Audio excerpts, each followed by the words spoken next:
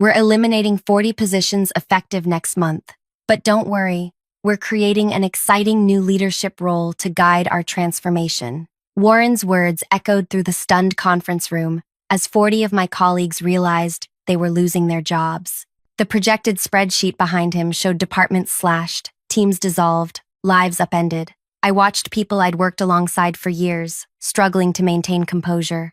Some stared blankly ahead. Others furiously scribbled notes, as if documenting everything might somehow save their positions. I just sat there, pen poised over my notebook, face carefully neutral. 15 years of practice had taught me exactly how to look engaged without revealing a single thought. This restructuring will streamline our organization and position us perfectly for what's coming next in our industry, Warren continued, his voice rising with manufactured enthusiasm. Change is necessary for growth. 2 weeks later, Warren introduced his nephew Gideon as our new Chief Innovation Officer, 26-year-old with a fresh business degree and a LinkedIn profile hastily padded with industry buzzwords. His starting salary, $200,000. The position they'd eliminated 40 jobs to create.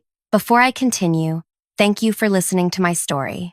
I'd love to know where you're tuning in from. Drop a comment below and let me know what corner of the world you're in. My name is Lyra. For 15 years, I've been the person who makes things work at this company. Not the one who takes credit, not the one who makes speeches at gatherings. I'm the one people come to when they need something fixed, explained, or improved without fuss. I started as an entry-level analyst and worked my way up to leading our data integration team, not because I demanded promotions, but because I solved problems nobody else could. Warren became CEO 4 years ago. He arrived with aggressive growth targets and zero interest in how we'd previously done things. Within 6 months, he'd replaced half the leadership team with his own selections. The rest of us adapted, learning his preferences, adjusting our communication styles. We survived.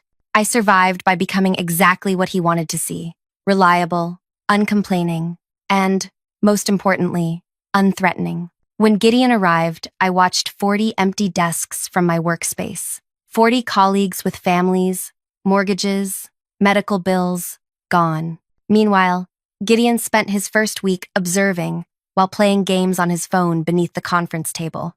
"What do you think?" Trina whispered during lunch that Friday, her own position safe but diminished. "Everyone's talking about how Gideon can barely explain what we do." I chewed my sandwich slowly. "Change is tough," I replied, voice even. "I'm focused on making the transition work." Trina stared at me. "Lyra, these were your friends. Your team is gone. Don't you care?" "Getting emotional won't bring them back," I said. I'm being practical. But inside, something had shifted. Something cold and precise had awakened after years of dormancy. The next Monday, I arrived early and stayed late. I volunteered for transition committees. I offered to help organize departing employees' knowledge transfers. I took extra assignments without complaint. Warren nodded approvingly when passing my desk. Gideon barely noticed me at all. While others complained openly, I remained neutral. While others sent angry farewell emails, I sent thoughtful notes about what I'd learned from departing colleagues. I became the model employee during chaos. "Warren thinks you're handling this well," his assistant Penny mentioned, while waiting for coffee one morning. "He said you're exactly the kind of steady presence needed during transformation." I smiled. That's kind of him to say. What nobody realized, I was watching, listening, documenting everything. I noticed how Gideon couldn't remember client names during calls, how he assigned impossible deadlines without understanding the work involved, how he took credit for ideas raised in meetings, how he disappeared for hours without explanation. During week 3, 10 more people were let go ahead of schedule. The remaining teams struggled to maintain basic operations, while Gideon approved executive bonuses for managing through transition. By week 4, customer complaints doubled. Support tickets went unanswered. Critical updates were delayed. Gideon blamed it all on restructuring challenges and attitude problems among remaining staff. Week 5 brought the announcement of extended hours for all departments until we weather the transition. No additional compensation. No timeline for return to normal. Through it all, I maintained my calm exterior. I attended every meeting. I documented every decision. I learned which board members were growing concerned about service disruptions, which investors were questioning the rapid staffing changes, which clients were considering other options. Most importantly, I noticed Gideon kept a leather journal where he wrote everything: his uncle's instructions, their private conversations, their actual plans for the company. He left it on his desk most evenings, never imagining anyone would look. But the cleaning staff knew me. They'd known me for 15 years, known how I brought coffees on cold mornings, remembered their children's names, helped with paperwork when needed. Maria, who cleaned the executive floor, mentioned Gideon's habit of leaving sensitive information visible. He writes everything down, Lyra. Everything. And just leaves it there while he goes to dinner. Security says it's fine since the building is locked, but still. I nodded sympathetically. That's concerning. Executive floors contain sensitive information. Maybe I should mention proper security protocols during our next all-hands. Maria looked relieved. Would you? I worry about getting blamed if anything happens. Of course. I'll handle it discreetly. What Warren never realized. I hadn't survived 15 years by being invisible. I'd survived by being essential. I knew every system, process, and relationship. I'd trained most of the people he'd just fired. I'd built connections with every client, vendor, and investor. People shared things with me because I listened. I remembered I helped without seeking credit. Now I would use that network. I began with small, careful steps, answering a concerned email from our largest client with factual information about delayed deliverables, mentioning to a board member that quarter-end projections might need adjustment due to staffing changes, updating a longtime investor about changes to our product roadmap. No accusations, no complaints, just information the right people needed to know, delivered by someone they'd always trusted to be straightforward. Are you okay? Trina asked one evening as we worked late. You seem different, like you're planning something. I paused, considering my words carefully. I'm adapting. The company is changing, so I'm changing too. She leaned closer. People are worried you've given up, that you're just accepting all this. I met her eyes. Have I ever struck you as someone who gives up, Trina? Her eyes widened slightly. No, never. Then trust me now. Sometimes the quietest response is the most effective. That night, I stayed later than anyone. I walked through empty workspaces where teams had once collaborated. I stood in vacant conference rooms where we'd solved impossible problems together. I touched chairs where mentors had once sat, teaching me everything they knew. The company wasn't just balance sheets and product lines. It was people, knowledge, relationships, everything Warren and Gideon were carelessly destroying. By week 6, the cracks were showing. 3 major clients had escalated concerns to the board. 2 executives had resigned, rather than continue implementing Gideon's contradictory directives. The quarterly forecast showed alarming trends. Warren called an emergency leadership meeting. I was invited to present transition status, the only mid-level manager included. We're experiencing temporary setbacks, Warren announced, tight-lipped. Gideon will outline our recovery strategy. Gideon stood, confident despite the disaster unfolding. The restructuring has exposed weaknesses in our operational model. We need additional changes to address these underlying issues.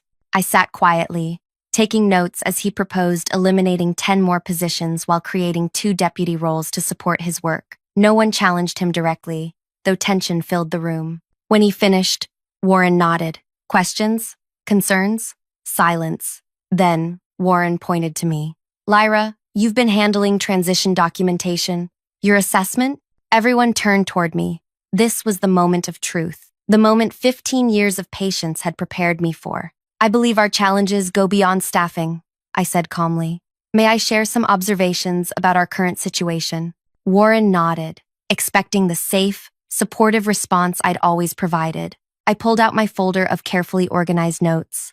I've prepared a detailed analysis of our service metrics before and after restructuring. I'm concerned the board might find these trends alarming if they see them without proper context. For the first time, I saw uncertainty flicker across Warren's face. What happened next would change everything. I opened my folder. Inside were meticulously organized charts, customer emails, and financial projections. Not accusations, just facts in clear, undeniable patterns. The room was completely still as I began. Since the restructuring announcement 6 weeks ago, We've experienced a 47% increase in service delays, a 63% increase in customer complaints, and 8 of our top 20 clients have requested emergency meetings with account managers who no longer work here. Warren's smile stiffened. That's to be expected during transition. I've compared these numbers to our 3 previous organizational changes. I continued, sliding a graph across to him. This pattern is unprecedented. Previous restructuring never impacted client satisfaction beyond 12%. Gideon interrupted. These statistics don't account for the innovation roadmap we're developing. I've also analyzed costs, I said, my voice remaining calm while my heart hammered. The elimination of 40 positions saved approximately $3.2 million in annual salaries. However, the creation of the new executive position, plus proposed deputy roles, will cost $450,000 annually. Meanwhile, we've lost 2 major accounts worth $1.8 million in annual revenue since the changes began. Board member Elise leaned forward. I wasn't aware we'd lost those accounts. The losses haven't been formally reported yet, I replied. But the termination notices arrived yesterday. I've included copies. Warren's face darkened. This meeting is about forward strategy, not dwelling on temporary setbacks. I nodded. I understand. That's why I've also prepared a comparison of qualifications between our departed team leaders and our new Chief Innovation Officer. This analysis might help identify skills gaps, contributing to our current challenges. Gideon's face flushed as I distributed the document. It wasn't mean-spirited or personal, just a straightforward comparison of experience, education, and achievements. The contrast was unavoidable. People we'd let go had built successful products, managed complex transitions, and developed deep client relationships. Gideon had none of that. This is inappropriate, Warren snapped, grabbing the papers. Lyra, you've overstepped. I maintained my composed expression. I apologize if I've misunderstood my role. I was asked to document transition impacts. These are the impacts. Board member Terrence studied my reports. These concerns align with what I've been hearing from investors. Warren, why weren't we informed sooner? Because they're temporary issues being deliberately exaggerated, Warren insisted. Every transformation includes growing pains. Perhaps, I offered. But I'm concerned these particular growing pains might trigger the performance clause in our financing agreement with Fremont Group. They can recall their investment if service metrics fall below threshold for 2 consecutive quarters. The room temperature seemed to drop. Fremont Group was our primary investor. Their financing agreement wasn't public knowledge, except to those who'd helped draft the original terms. People like me, who'd been there from the beginning. Warren dismissed the meeting abruptly. We'll reconvene tomorrow after I've reviewed these materials. Lyra, please stay behind. As others filed out, I caught glimpses of their expressions: shock, worry, and something else, a dawning realization about who I actually was. When the room emptied, Warren closed the door. What exactly do you think you're doing? My job, I replied simply, documenting organizational changes and their impacts. You made my nephew look incompetent. I presented factual information. If that information reflects poorly on anyone's competence, that's not within my control. Warren leaned closer. Do you understand who I am? What I can do to your career? I met his gaze. Do you understand who I am, Warren? What I've built here over 15 years while executives have come and gone? He laughed, genuinely surprised by my audacity. You're a mid-level manager who's suddenly forgotten her place. I'm the person who trained most of the people you fired. I'm the one who built the systems your nephew can't understand. I'm the one clients call when they can't reach their assigned contacts. I'm not just an employee, Warren. I'm institutional memory. His expression hardened. You're easily replaced. Then replace me, I said calmly. But first, you might want to check who's named as the primary technical contact on our top 15 client contracts, or who holds administrator access to our proprietary systems, or who designed the custom reporting tool the board relies on for oversight. Uncertainty flickered across his face. You've been here 4 years. I continued softly. I've been here 15. You saw what you wanted to see. Someone quiet, someone compliant. You never bothered to understand what I actually do here. Warren regained his composure. If you're threatening me, I'm providing context. There's a difference. I gathered my papers. The The board now has accurate information about our current situation. What happens next is up to you. You're fired, he snapped. Clean out your desk immediately. I nodded. As you wish. I'll need to transfer my administrative access and client relationships. That typically takes 2 weeks given the complexity of my role. Would you prefer I document those processes first, or should I simply leave everything as is? Warren hesitated, finally recognizing the trap. Fire me immediately, and critical systems would become inaccessible. Client relationships would be damaged further. But keeping me around meant I could continue sharing uncomfortable truths. 2 days, he finally said. You have 2 days for knowledge transfer, supervised by security. That won't be sufficient time, but I'll do my best. I walked to the door, then paused. One more thing, Warren.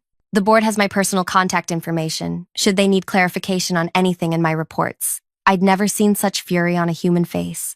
The next morning, rumors spread quickly. People watched as security escorted me between meetings. Colleagues found excuses to pass by my desk, whispering support or slipping me notes. What did you do? Trina asked during a bathroom break, the only place without surveillance.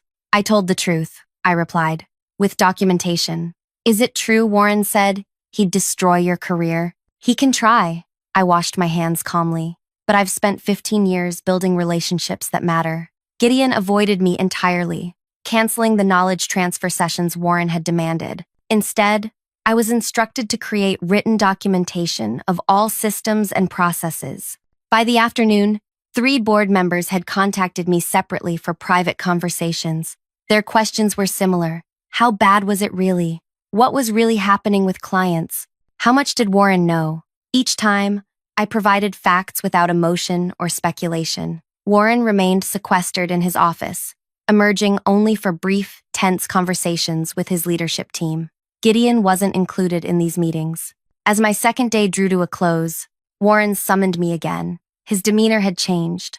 Less aggressive, more calculating. I may have reacted hastily, he began. Your institutional knowledge is valuable during this transition. I'm prepared to offer you a 6-month contract at a 30% premium to oversee the changes properly. I considered him. What about the people who've been let go? That decision stands. But your point about Gideon is taken. He'll undergo additional training before assuming full responsibilities. So 40 jobs remain eliminated, but your nephew keeps his position. Warren's smile tightened. Business decisions aren't personal, Lyra. The restructuring was necessary, regardless of who filled the new role. Then it shouldn't be a problem to justify those decisions to an objective third party. His eyes narrowed. What does that mean? The board is commissioning an independent audit of the restructuring decision and its implementation. Elise called me an hour ago to inform me. Warren's expression froze. That's unnecessary. The board has no reason. They have quarterly performance data and client termination notices. That's reason enough. I stood. I should finish my documentation. Security is waiting to escort me out at 5. Sit down, Warren insisted. We can work through this. What do you want? I studied him. What makes you think this is a negotiation? Everything's a negotiation. He leaned forward. Name your price to tell the board this was a misunderstanding. A temporary adjustment period blown out of proportion. My price? I repeated. You eliminated 40 positions, 40 lives upended, to create a role for your nephew. You've lost clients, damaged our reputation, and undermined the company's culture. There is no price that fixes that, Warren. Don't pretend this is about principle, he scoffed. Everyone has a price. Perhaps you're right. I finally sat. My price is reinstatement of every qualified employee who wants to return, compensation for those who found other jobs, and a public acknowledgement that the restructuring was misguided. He laughed. Impossible. Then we have nothing more to discuss. I stood again. You're making a mistake, Warren called as I reached the door. This company will fail without decisive leadership. I turned back. This company survived before you arrived. It will survive after you're gone. Is that a threat? It's an observation based on 15 years of institutional memory. Good evening, Warren. Security escorted me to my desk, where I gathered personal belongings under watchful eyes. Colleagues passed by, expressions ranging from confusion to admiration. Trina handed me a card signed by everyone in our department. What happens now? She whispered. Now we wait, I replied. truth doesn't need much help once it starts moving. As I walked out for what might be the last time, I felt strangely peaceful. 15 years of building relationships, understanding systems, and solving problems had prepared me for this moment. I wasn't just leaving. I was carrying something with me that Warren couldn't take away. Knowledge, trust, the truth about what had really happened, and why. That night, my phone rang constantly. Board members with more questions, former colleagues offering support, clients asking if rumors about my departure were true. I answered each call calmly, providing only facts without speculation or emotion. By midnight, I'd spoken with 11 people, including 2 major investors and the company's former CEO, who'd retired 3 years earlier. As I finally prepared for bed, my phone buzzed with a text from an unknown number. Board emergency meeting tomorrow, 8 a.m. Warren doesn't know yet. Be ready. I closed my eyes, thinking of 40 empty desks, of Gideon's unearned authority, of Warren's absolute certainty that he could do whatever he wanted without consequences. Tomorrow would change everything. I just didn't know exactly how, yet. At 7:30 the next morning, my phone rang again. It was Elise from the board. "We need you to bring everything," she said without preamble. "Every report, every email, every document showing what's really been happening." "I have it all," I assured her, "but I'm no longer an employee. You will be again if this goes the way I think it will. Warren doesn't know what's coming. Neither did I, exactly. But I was about to find out. I arrived at the company headquarters by 7:45, carrying a single expandable file folder. Security looked surprised to see me, but allowed me entry when Elise texted to confirm my invitation. The boardroom felt different that morning. Tense, expectant. 8 board members sat around the table, with 2 more joining remotely on the large screen. Elise gestured for me to take a seat near her. "Warren and his team will arrive at 8, she explained quietly. "We wanted to speak with you first." Terrence, the board chair, leaned forward. "Lyra, what you shared yesterday raised serious concerns. We need to understand exactly what's been happening." I opened my folder. I've organized everything chronologically. The first section contains the original restructuring proposal as presented to employees versus the actual implementation details. The second contains performance metrics before and after changes. The third contains client communications and financial impacts. They passed the documents among themselves, expressions growing darker with each page. "How did we miss this?"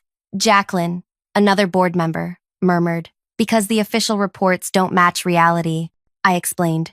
"Notice how the customer satisfaction data Warren provided you last month shows minimal impact? Compare that with the raw support ticket numbers and client escalation emails."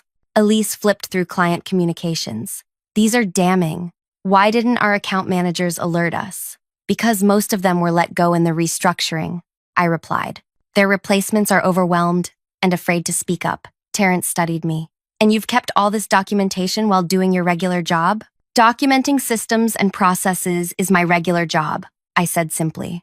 I just applied those same skills to what was happening around me. "And the Chief Innovation Officer role? Do you have evidence this position was created specifically for Warren's nephew?"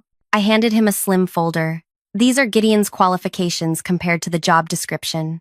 And this," I placed a single page before him, "is a text message Gideon sent to a friend 2 weeks before the restructuring announcement, stating he was moving here for an executive position his uncle had created for him." "How did you obtain this?" Terrence asked sharply. "Gideon showed it to our marketing team during his first day lunch, bragging about his connection.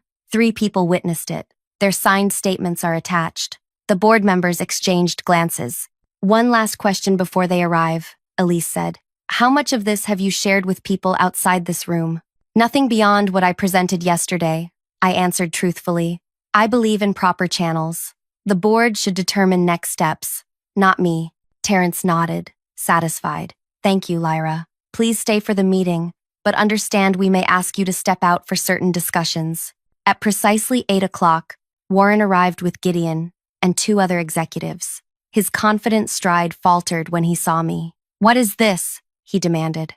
"Why is she here?" "Please sit down, Warren," Terrence replied calmly. "We're conducting a comprehensive review of the restructuring implementation." Warren recovered quickly. "I welcome any review. Our transformation strategy is sound, despite temporary disruptions. Is nepotism part of that strategy? Jacqueline asked bluntly, holding up Gideon's text message. The color drained from Warren's face. For the next 2 hours, the board methodically dismantled everything Warren had built. They questioned the business rationale behind each eliminated position. They presented client complaints he'd hidden from them. They revealed financial projections, showing the restructuring would cost more than it saved. Warren's defenses grew increasingly desperate. He blamed market conditions, implementation teams, former employees sabotaging transitions. And what about creating a $200,000 position for your nephew? Terrence pressed. Gideon was the most qualified candidate, Warren insisted. His relationship to me is irrelevant. You didn't even post the position externally, Elise noted. How could you determine he was most qualified? I know talent when I see it, Warren snapped. Gideon remained uncharacteristically silent, staring at the table. Terrence finally called a break. Warren, the board will deliberate privately. Please wait in your office. As Warren stood, his facade of control finally cracked. This is about her, isn't it? He pointed at me. One disgruntled employee with a vendetta. This is about evidence, Terrence replied. Substantial evidence of mismanagement and potential ethical violations. After they left, the board asked me detailed questions about operations, client relationships, and what would be needed to stabilize the company. I answered everything factually, without recommendations or blame. Thank you, Lyra, Terrence said finally. Please wait outside while we discuss. I sat in the reception area for almost 2 hours, watching people come and go. Executives were called in briefly, then dismissed. Finally, Elise emerged. The board would like to see you again. When I returned, the atmosphere had changed. Terrence looked resolute, other members relieved. We've reached several decisions, he announced. Warren has been removed as CEO, effective immediately. Gideon's position has been eliminated. The board has appointed Jacqueline as interim CEO while we conduct a proper search. I nodded, processing this information. Additionally, Jacqueline continued, we're reversing the restructuring. We'll be contacting all terminated employees with offers to return. For those who found other positions, we'll provide appropriate settlements. That's good to hear, I said quietly. There's one more thing, Terrence added. We need someone to oversee the transition back. Someone who understands our systems, our people, and our values. I'd be happy to assist in any way I can, I offered. We're thinking of something more permanent, Elise said. The board is creating a new position, Chief Operations Officer, someone who ensures organizational decisions align with our mission and protect our people. We'd like to offer you this role. I sat very still, surprised despite everything. Why me? I asked finally. Because you saw what was happening and did something about it without destroying the company in the process, Terrence explained. You gathered evidence, followed proper channels, and put the organization above personal interest. That's exactly what we need in leadership. I'll need time to consider, I said carefully. Jacqueline nodded. Of course, but we do need someone to handle immediate stabilization. Would you be willing to return on an interim basis, regardless of your decision about the permanent role? Yes, I agreed. I can do that.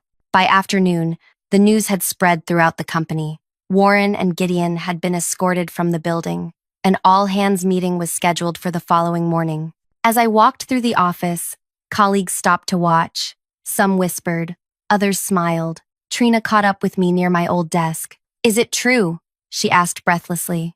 Warren's gone? People are getting their jobs back? Yes, to both. And you're in charge now. Temporarily.